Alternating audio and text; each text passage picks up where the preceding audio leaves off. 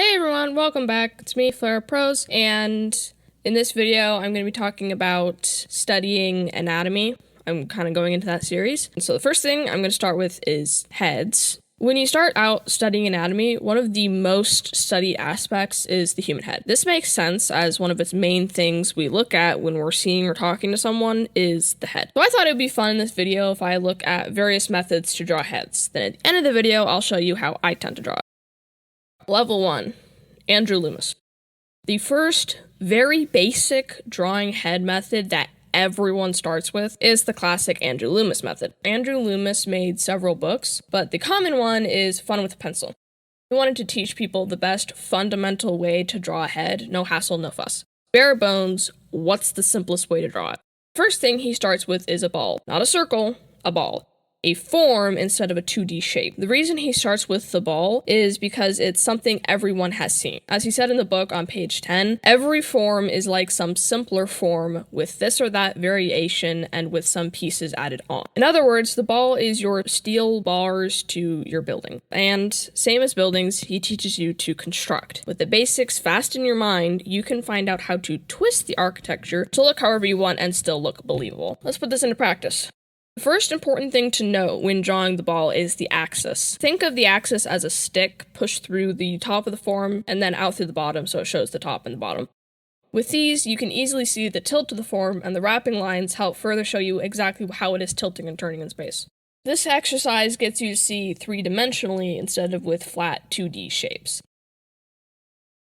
If you skip past pages 13 to 35, it's more cartoony, and reach 36, you get to the head measuring system that you'll see everyone pull up when talking about Andrew Loomis method. When getting into the complexities of the head, some adjustments are required. Just like when I showed the adjusted egg shapes some artists will use for the ribcage in my last video. So, how does Andrew Loomis adjust the ball to more accurately depict the human head? Well, first off, the head is not a perfect ball. The sides are flatter, so he just lops those off. The second step is to take that middle line and drop it beneath the ball. The bottom of the line is going to be where the chin is, and from that we're going to divide the face into fourths as equally as we can. That line that we drew horizontally through the middle of the ball at the start, this is the brow line. A common mistake, I did this too, is to treat the brow line as the eye line. This brings the eyes way too close to the forehead, and now we have no space for the brain. Halfway between the chin and the brow line is the base of the nose line. The top of the ears start at the brow line, and the bottom of the ears line up with the bottom of the nose line. By the way, the jaw starts shortly after the bottom of the ears, so you'll be turning the side of the head towards the chin around then. The eye line starts a little bit below the brow line. Halfway between the nose line and the chin is the mouth. So now that you have the basic lines to figure out the general placement of things, how do you know if you're placing features wrong horizontally? To figure out the width of the facial features, you can see that an eye is about half a finger wide. In between the eyes, there's about another eye's length. The edge of the nostrils line up with the corners of the eyes, and the corners of the mouth will go a little past the edges of the nostrils. Over here, you can see this eye placement is too close, and this placement is way too far apart. Proportional to a realistic face, these distances are wrong, but they're still fun for stylization, and I think it's fun to mess around with. One more thing with the placement of the ear. We saw where it goes in front view, but not in side view. So if we draw the circle, draw the cross through it, the ear is seated in this lower left quadrant, still matching up with the lines of the nose and the brow.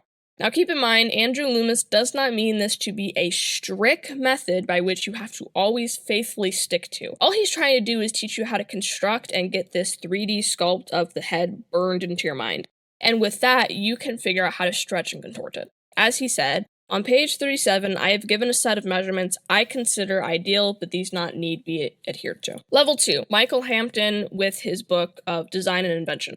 Michael Hampton starts the head very similarly to Andrew Loomis, but his method of drawing goes more into detail with the planes of the head, and this is why I consider this level 2 of drawing heads. So let's start the head like we did with the Loomis method. A different thing he brings up that I think is really helpful when trying to figure out how far down to drop the middle line to find the chin is to visualize a T.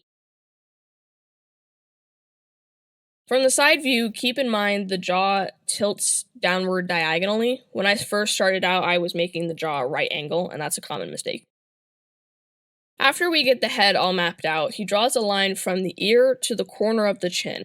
You sometimes see artists simplify the head to a box. This plane change here is the edge of that box. Going to the top of the head here, you place a semicircle above the ears and going towards the top of the head. The sides of the head are still partly visible from the front view, so that's why that's there. Now that we got the brow and eyeline mapped out, another landmark Hampton covers is the glabella, this keystone shape in between the eyes. Now we draw two straight lines from the bottom of the keystone to the top of that trapezoid shape here. We now have the front of the nose.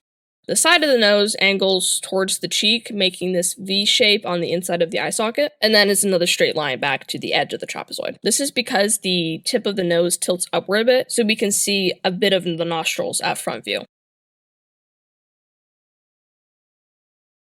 From the side view, we can see this staircase pattern with the face. Once we hit the brows, we tilt inwards, back out for the nose and cheeks, back in for the base of the nose, and in and out for the lips.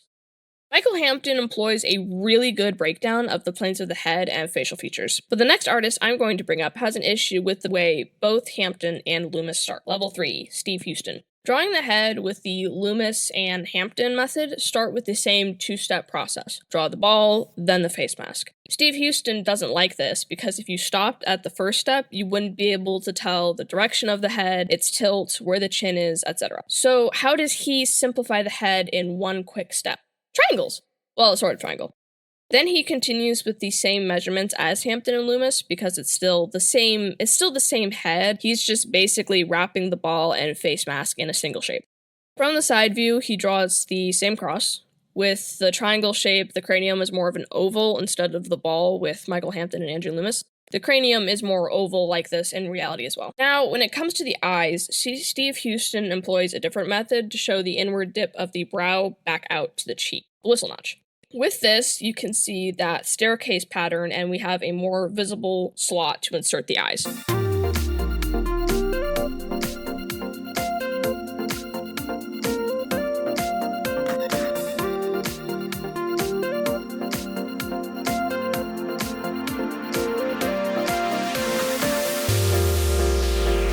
Getting to the front view, he starts with the oval shape instead.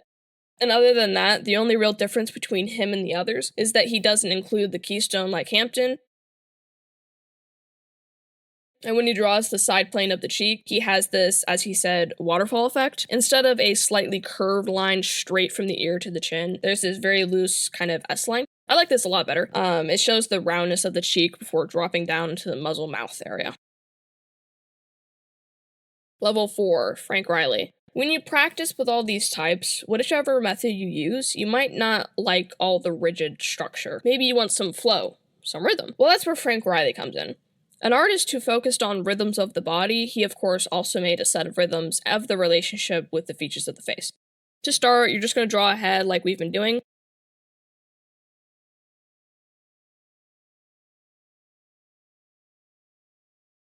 Once you've got everything mapped, we're going to start adding circles. For this, you want to keep loose, flowing lines. Draw a circle at the chin. This will encompass all the form of it. Install a whistle notch, like with Steve Huston.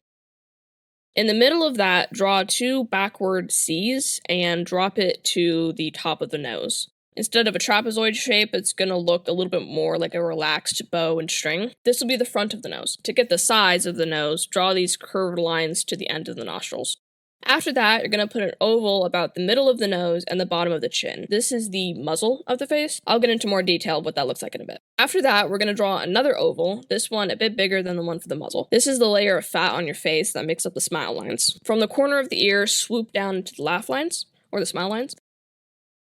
The final bit is this circle on the forehead. To be honest, I don't exactly know what this is. I assume maybe a patch of muscle for the scrunching of your brows. I don't really know. In total, I don't really love this method. It's a bit too messy and complicated for me, but I will take what I do like. I like the ovals for the muzzle and the smile lines. I like the curves from the side of the head and the ears to the muzzle. Other than that, I don't take too much more from it. And that's another thing you have to understand. Steve Huston, Michael Hampton, Frank Reilly, Andrew Loomis, there's nothing wrong with their methods. There's also not a single best version. You don't have to stick like glue to one method as the only viable one. Think of it like this. Every time you gain knowledge, you grow. If you're in a room without a ceiling, as you grow, you can reach an indefinite height. But if you tell yourself that you have to stick to the exact lines of the Loomis method, for example, you're putting a ceiling in that room, which over time is going to block your art growth, and before long you'll be cramped and frustrated. And the artist who developed these methods never intended you to stick to theirs exactly like this. They want to help build you up and give you a foundation to continue to grow on. Maybe the whistle notch from Steve Huston gives you a better visualization of the eye sockets. Maybe you like the muzzle from Frank Reilly, and the structure of the lips from Michael Hampton's. They're pillars. What's it matter if you use a pillar from Michael Hampton in one corner and a pillar from Loomis in the other to build up your structure of the head? Alright. I said at the start of the video that I'll get into how I sometimes draw my heads. I like to look at and study the skull to see how the bones affect the structure of the face. From the side view, the eye socket kind of looks like an open C. Then following the side of the head, you hit the side of the eye socket before swooping back towards where the ear would be. Almost looks like a backwards C. The ear canal, the middle of the ear, is actually right next to the zygomatic arch, so it's a good landmark. Speaking of zygomatic arch, that's what I'm talking about right here. You can't see it from the side views, but this strip of bone here arches outward like a telephone to form your cheekbones. If you tap under your eye and then trace back to your ear, you can feel it. Specifically, the whole bone here is called the zygomatic process, and the arch is the zygomatic arch, but I throw it all under the umbrella word for me. The cheekbones line up with the bottom of the nasal bone, which has a sort of J hook here at the bottom.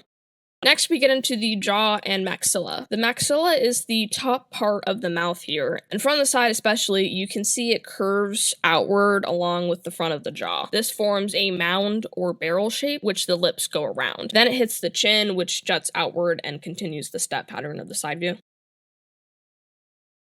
The jaw connects to a divot hidden right behind the zygomatic bone, allowing it to swing backwards. This part of the jaw has a Y look to it before meeting with the rest of the jaw. I remember I was surprised to learn there was actually a space in between the maxilla and the jaw at the side here. Next I always used to draw the skeleton teeth going all the way back. From the front view, the eye sockets tilt downward and are a little boxy. Keep in mind that glabella and bottom side of the nasal bone make that wide V. I remember Joseph Keith, another sculptor, I'll leave a link for his video in the description, it's really good for skull landmarks. He described the eye sockets as looking sad, and that has forever stuck in my mind. Quick little proportion tip, I can't even remember where I learned this from, but from the eyes to the nose, it can look like a triangle. From the eye sockets, the cheekbones flare outwards a bit, and then right back in for the maxilla.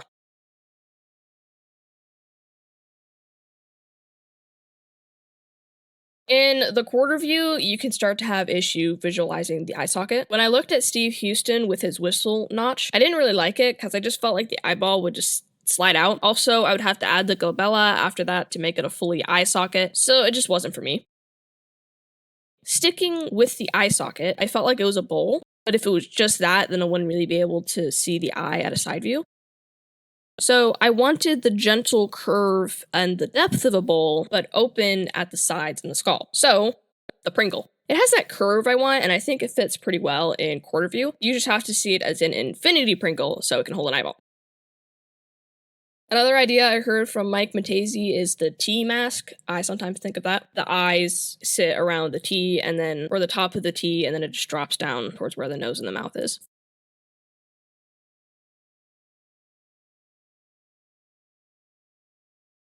Final thing, what happens when you want to stylize? You may have a hard time trying to fit all these neat designs into this cutout structure. So, don't. We're breaking the structure. We're going to be a little bit of a rebel today. The mouth goes halfway between the chin and the nose. Or does it? I could put this guy's mouth all the way down here. What if I don't want to put the nose halfway between the brow and the chin? I can jam it up right against the eyes. The mouth too. Hey, screw proper width. I could put 2 eyes width between the eyes. Or I can put barely any distance between them at all. Make the top of the lip big. Make the lips really small. Or make it wide. I can make it so wide, the nostrils go right off his face. He can smell you.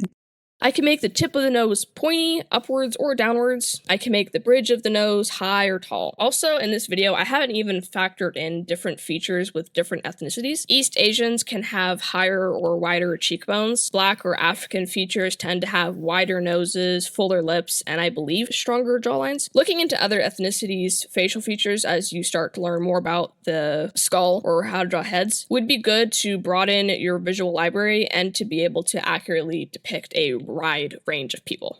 Or you can just ignore all of that and draw monster people. This was a long video, but hopefully I introduced you to various methods of drawing faces that you can now pick and choose bits and pieces of to apply to your own drawings. If you like this video, I got many more on my YouTube channel. I'm still new and figuring things out, but hopefully I'm teaching this in a way that makes sense. See you next time and have a good day.